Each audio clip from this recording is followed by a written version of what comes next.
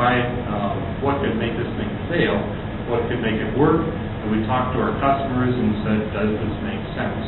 We put an alpha site out in Ray, Colorado, and over the course of a year and 2 months, we were never out of NPDES compliance with this new process. So as of 2 days ago, this process is fully out of beta and it's into production. The big value of this process is its lower cost.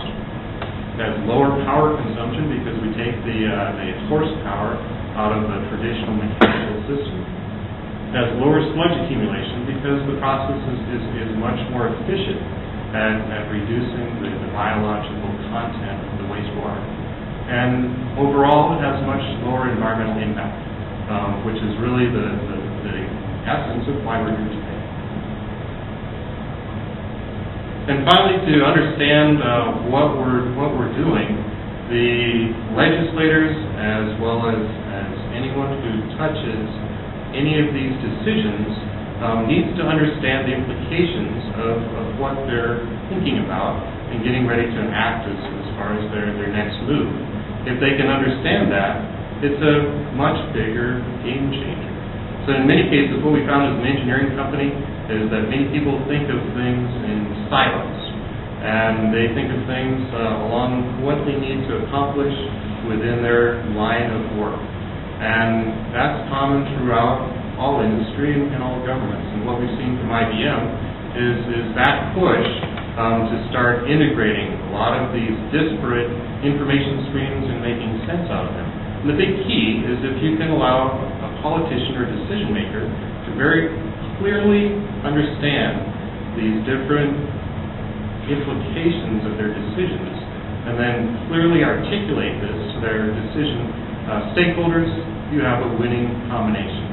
And so that's in essence, if you will, the whole ball of wax of energy, water, as well as environmental and infrastructure management.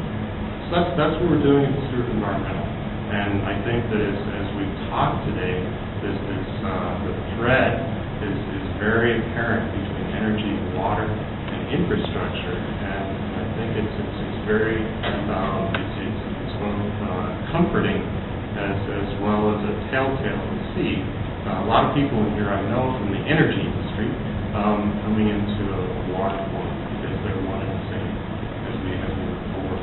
One of the other things that I'd like to mention is that in Fort Collins we've started a clean water cluster. And Josh Burks from the city here, where's Josh? There's Josh, is one of the primary catalysts of this for the city. And as we look at the water sector, we'd like to say that we can accomplish the same thing as the clean energy cluster. And in that same sentence, we're also considering merging these two entities. So if you do have interest of moving forward with us on the clean water cluster, go ahead and say hi to Josh. Thank you very much.